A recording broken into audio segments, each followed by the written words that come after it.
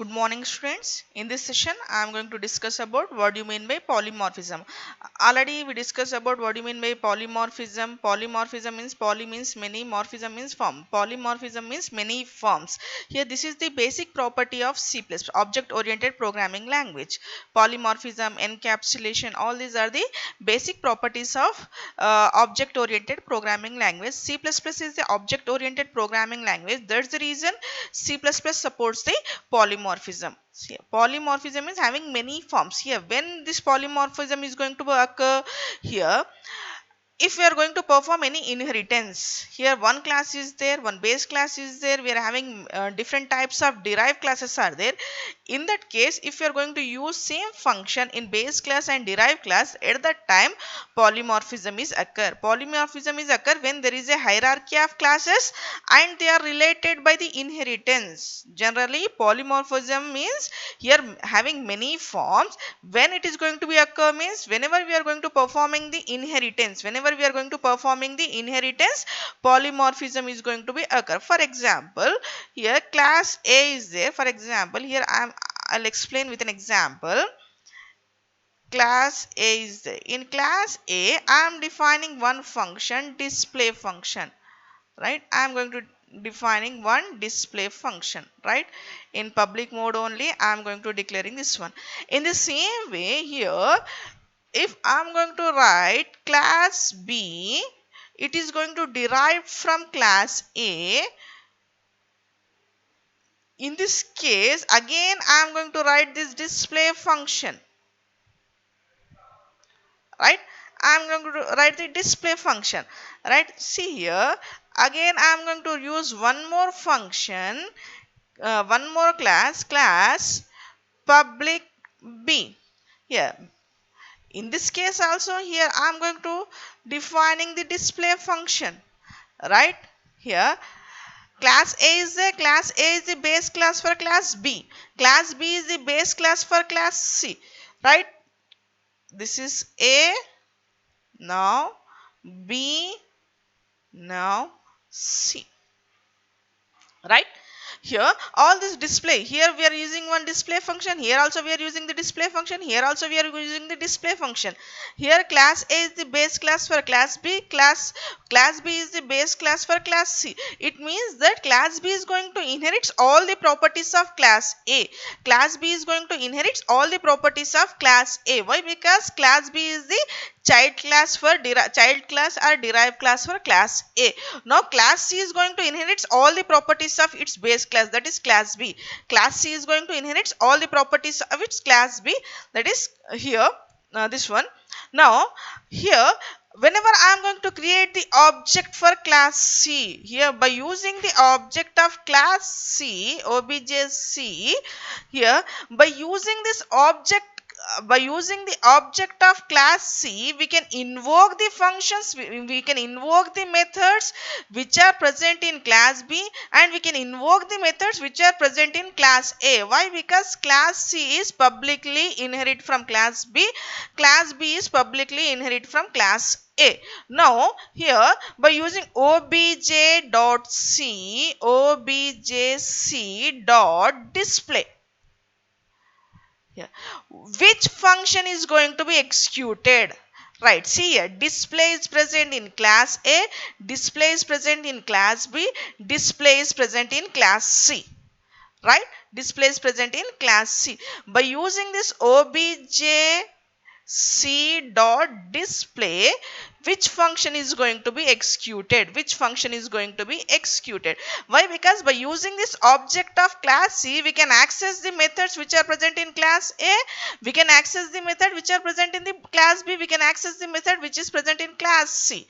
Now confusion will occur. This is known as polymorphism. Same function is method displays having many forms. Here we are having display. See here I am going to execute one statement, that is C out method is present in class A. Here I am going to execute this statement C out, method is present in class B. Here I am going to execute C out, method is present in class C. Here it means that we are executing different statements in display method. Method name is same, but we are going to execute different statements. In that particular case, which method is going to be invoked first, which method is going to be invoked first, or else which method is going to be invoked. Here this is known as polymorphism. Same, poly means many forms, here display is having many forms. In this case, different types of statements are there. In this case, in class B, different types of statements are there. In class C, different types of statements are there. C++ polymorphism means that a call to a member function will cause a different functions to be executed depending upon the type of the object that invoke the function. Depending upon the object which is going to be invoked, that particular function is known as the polymorphism. Here I'll explain with an example. See here, hash include iostream using namespace std class A. Class A is there. In class A, here class A is there. In class A, I am declaring one p variable and one display method. I am declaring one p variable and display method, right? Here up to here I am putting the semicolon. It means that class definition is completed. Here in class A, I am declaring one data member, that is P, one member function, that is display. Void display is the member function, int P is the data member. Here I am declaring these two in class A. Outside the class A, I am going to defining this display method void. Here what is the return type of this method? Void. So void, then followed by the class name A. If I am going to defining the method outside the class, I have to use this scope resolution operator. So scope resolution operator, 2 colons, then what is the class name? Display.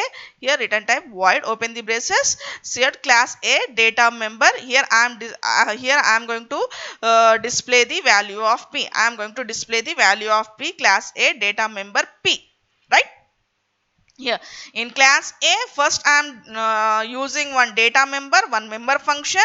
Outside the class A, I am defining the display method, right?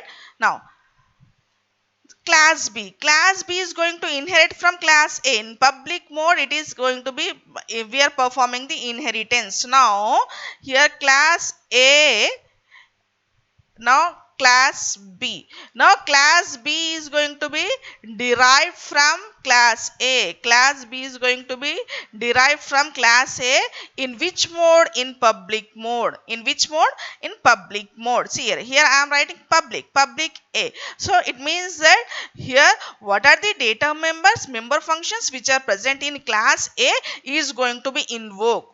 What are the data members and member functions which are present in class A is going to be invoked. What are the data members which are present in this case? Here data member is P and member function is display. Here data member is P, member function is display. These two is going to be invoked in class B. Now class B consisting of what type of? Here class B is consisting of int P and void display. Int P and void display. See here int P is the data member, void display, void is there. So these two are going to be inherit in class B, right? Why? Because class B is the derived class of class A. So how many data members are present in class B? P comma Q. How many member functions are present in class B? Void display void, void display void. Here see here these two are same. Here these two methods are having the same name, same return type, same parameters, void. Now I am defining here void display void, here class B. Here I am putting the semicolon. It means that class definition is completed. Outside the class, I am going to define this method void display of class B. Void display of class B. So void return type is void. So first we have to write void followed by the class name. class name is B, then scope resolution operator, then what is the method name? Display void. See out class B data members. In class B data members are P comma Q. I am going to printing the value of P and value of Q, right? Here in class A, just I am printing the value of P in display method. In class B, here I am declaring one display method. In this display method, I am going to printing the value of P comma Q. Why? Because class B is going to be inherited from class A. Now class B is consisting of two parameters P comma Q. Now in class B display method, I am going to display the value of P and value of Q. Here up to here, definition of display method of class B is completed. Now int main, here int main A, here I am creating one pointer ptr obj. Here I am creating one pointer, a pointer variable. Now next is I am creating one object for class B. I am creating the object for class B, obj. Obj means here this is the here this is the object of class B, right? Obj means object of class B. What is this one? Pointer to base class, right? Pointer to base class. We are creating the pointer to base class. In this case, which one is the base class? A is the base class. Already in previous session I explained how we are going to create the pointers to the base class, how we are going to invoking the methods by using the base class pointers, right? What do you mean by pointer? Pointer is a variable which is used to store the address of another variable. In this case here, I am creating one pointer variable of base class. Here I am creating one object, right? Now here obj.p. Here in class B, we are having two data members P comma Q. Why? Because B is inheriting from A. I am having P comma Q data member. So here first B obj.p equals to 20. So this statement is right. Why? Because B is inheriting from class A. That's the reason we can use this P variable in by using this object B obj, right? 20. Now B obj Q. See here, Q is that data member is directly is present in class B.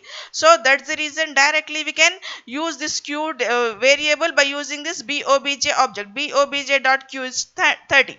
Right? Now ptr a obj equals to address of b obj. Here in base class pointer, I am going to store the address of this derived class object, right? In base class pointer, I am going to save the address of this derived class pointer. Now by using this one ptr obj display, by using this method, here which function is going to be invoked? See here, this function must be invoked. See out class B data members P comma Q, value of P, value of Q, value of P is 20, value of Q is 30. By using this ptra obj, we are calling the function display method. We are calling the display method.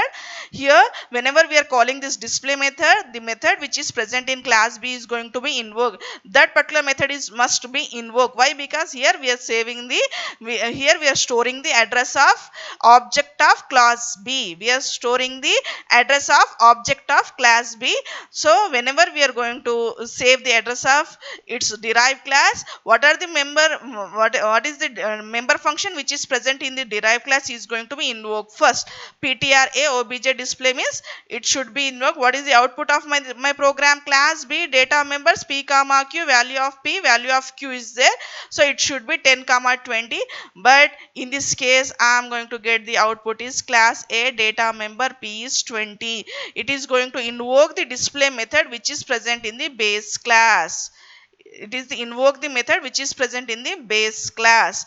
Here this is known as the, here in this case we are going to get the incorrect output. I am getting the incorrect output for this program. Is it right? Here in this case here in this case, here I have to get the output value of here class B data members P comma Q 20 comma 30, but my output is class A data member 20 comma 30. Here that's the reason here this is the incorrect output. That call of function display is being set by the compiler at compile time. Here this is known as the static resolution or static linkage early binding. This type of here this is done in polymorphism. Early binding is done in polymorphism. Here in this case, here what are here display method is there. Whenever we are going to use this display method, directly control is going to be control is going to transfer the method which is present in base class. Why? Because here early binding is present, static linkage is there, or else early binding is there. That's the reason here the display function is set during the compilation of the time. Here for this reason this class A constructor is going to be invoked. For this reason, class A constructor is going to be invoked. To avoid this, we have to use dynamic binding. To avoid this, we have to use the dynamic binding. This dynamic binding is also known as the runtime polymorphism. This dynamic binding is also known as the runtime polymorphism. In this polymorphism, here static binding is performing. In this polymorphism, static binding is performing, whereas to avoid to get the correct output, we have to perform the dynamic binding and runtime polymorphism. I'll explain this static binding with this program here using namespace std hash include using namespace std. Here class A, right, class A public int p and void display void.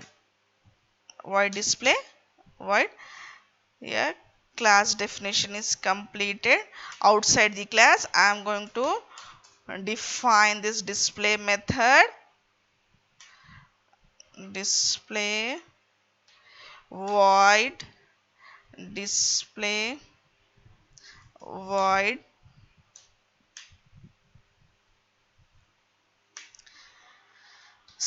cout class A data member p value is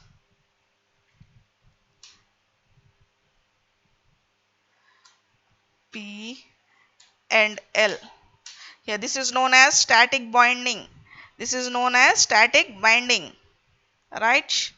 Here we are here in this case we are performing the static binding.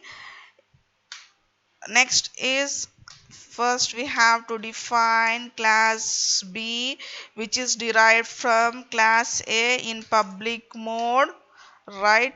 In public mode it is going to be defined public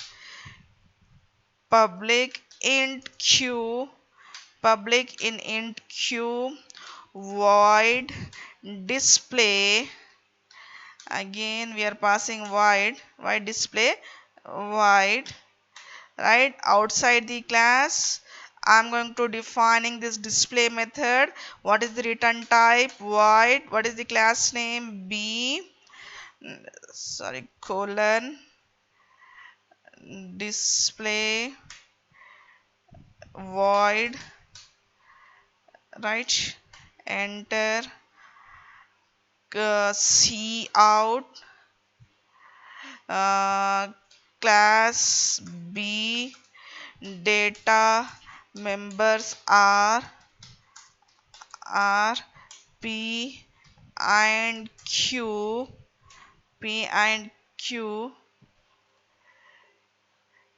P space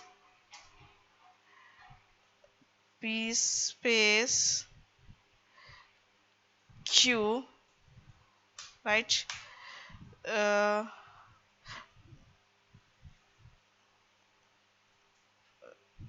Closing the braces, right? Int main void, open the braces, here a star ptr o ptr a obj pointer object of a. I am going to create the object for b, obj b. Now obj b dot p equals to 20, obj b dot q equals to 30, right? ptra obj equals to address of objb.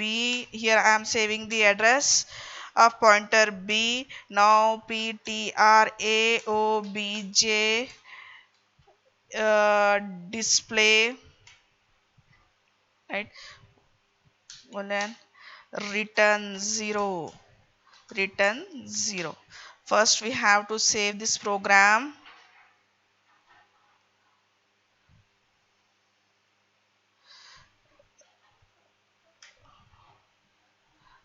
uh, Execute this one.